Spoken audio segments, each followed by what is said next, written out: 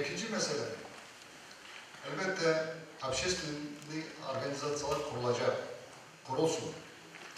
Bu kurulması insanların birbirlerinden konuşmaları, birbirlerinden çalışmaları, iş yapmalarında hiçbir keder, zarar yok.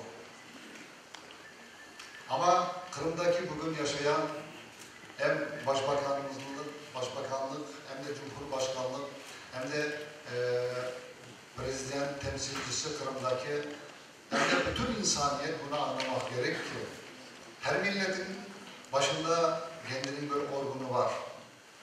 Bugün Kırım Tatarlarına geldiğimizde elbette ki dini idaresi var, sapsarlam ve de başımızdaki olan seneler boyunca gelen meclisimiz var.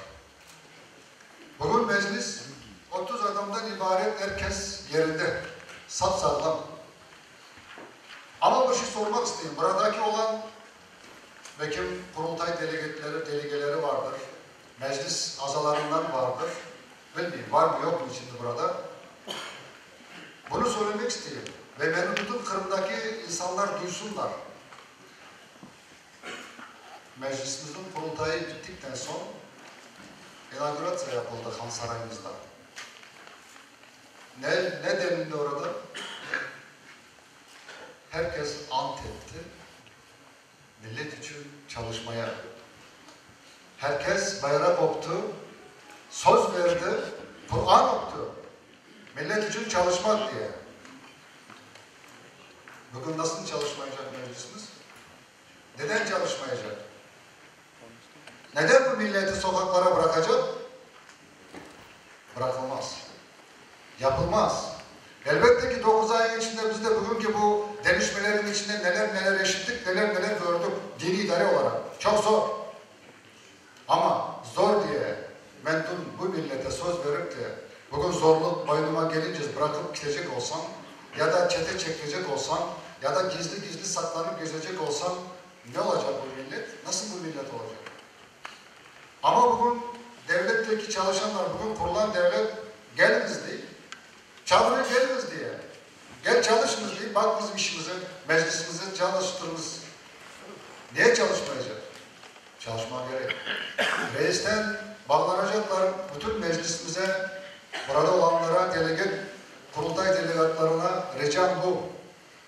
Tez vakitte toplansınlar, anlaşsınlar, buradaki olan içinden birisine emaneti versinler ve o işi devam etmeye gerekir. Çünkü böyle bu milletin okuması, abrazamanyası, dili, kültürü, her şeyini kim bakacak? Rayonlarda mektepleri, yasaları kim bakacak? Var mı bakacak insanlar? Başkaları bakmaz mı? Çünkü onu bakmak için de ne yapmak gerek? Elbette ki siz bugün o çalışacak insan Tahsin boyunca meclisimizin reisi, Tahsin'den uğraşan, bugün varıp da bu rayonda ben mektebe bakacağım, Tatar diline bakacağım, nasıl kitaplar yetişir mi diye bakacaksa elbette ki kapıdan koymazlar. Neden? Çünkü devlete, buradaki Ahmet Şit'teki merkezde bu devletin kapısına varacak, oradan izin alınacak, ondan sonra yapılacak. Başka türlü bunun yolu yoktur. Ama bu milleti düşünen bir insan mutlaka çalışmak gerekir. Bugün millet yerinde durmuyor. Millet ölçmekte, yaşamakta, çalışmakta. Onun için ricam bugün Kırım'daki olan bütün meclis azalarına, kurultay delegatlarına bu meseleyi güzel oturup anlaşınız, güzel çözünüz ve toplantıdan sonra bir karara geliniz diye büyük ricam.